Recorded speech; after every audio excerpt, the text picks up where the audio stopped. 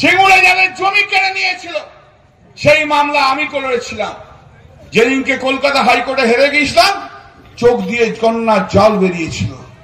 দিদি আমার মাথার উপর হাত রেখে বলল, কেঁদো না, তুমিই পারবে। সুপ্রিম কোর্ট পর্যন্ত তুমি লড়ো, তুমিই পারবে, তুমিই পারবে।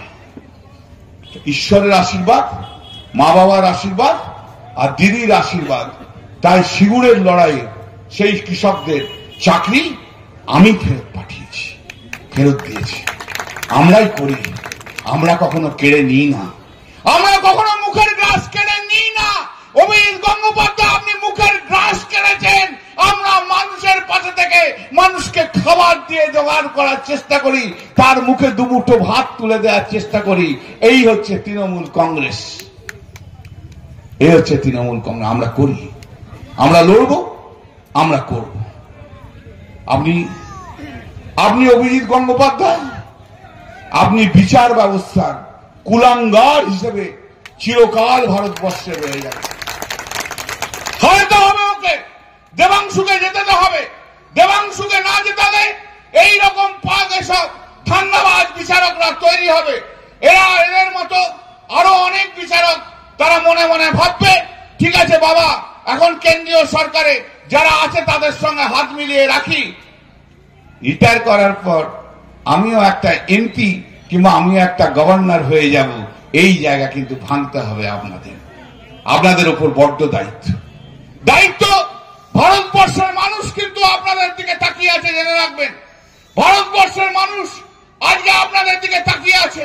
তমলুক পার্লামেন্টের মানুষের অনেক বড় রেসপন্সিবিলিটি, অনেক বড় দায়িত্ব হয়ে রয়েছে। যে বিচার ব্যবস্থা, যে বিচারককে আমরা ভগবান বলে ডাকি, সেই বিচারক আজ বেঈমানে তৈরি হয়ে গেছে।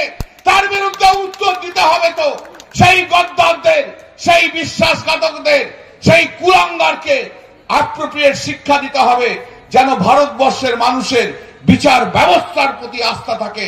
একে হারিয়ে দিয়ে বাড়ি পাঠিয়ে দিতে হবে, দেবাংশুকে জেতাতে হবে। তমলুকের মানুষের প্রতি আমার সেই প্রাইম মিনিস্টার এসেছিল, ছবিতে দেখলাম খবর কাগজে, একদম ঘাড় নিচু করে প্রাইম মিনিস্টার হাত ধরে প্রণাম করুন। প্রাইম মিনিস্টার বয়সে আপনার চেয়ে বড়, আপনি পায়ে হাত দিয়েও প্রণাম করতেন, আমি কিচ্ছু বলতাম না, বলতাম হ্যাঁ সম্মান দিচ্ছি।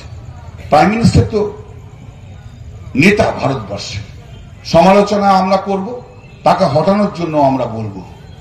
ভারতবর্ষের সরকারিভাবে নেতা, রাজনৈতিক নেতা নয় তিনি। তাকে করেছেন, ভালো করেছেন, আপনি ওই দলে গেছেন। কিন্তু আপনি যেদিনকে তমলুকে এলেন, সেদিনকে আপনার হাঁটুর বয়সের ছেলে শুভেন্দু অধিকারী একদম পায়ে মাথা নামিয়ে একদম তার হাঁটুর কাছে আপনাকে চলে যেতে হলো। এতটা সিদ্ধার আপনি বাঁকালেন, এতটা সিদ্ধার আপনি বাঁকালেন। আপনি নিজের রাজনৈতিক জীবন তৈরি করার জন্য বিচার ব্যবস্থায় থেকে আপনি সিদ্ধারাটাকে বাঁকিয়েছিলেন, সিদ্ধারাটা ভেঙেছিলেন। শুনতে চেয়েছিলেন আর একবার, সিদ্ধারাটা বাঁকিয়েছিলেন আপনি সিদ্ধারাটা বাঁকিয়েছিলেন, সিদ্ধারাটা নামিয়েছিলেন। আপনি পদে পদে সিদ্ধারা, আপনার সিদ্ধারাটাকে আপনি বাঁকিয়েছেন। আর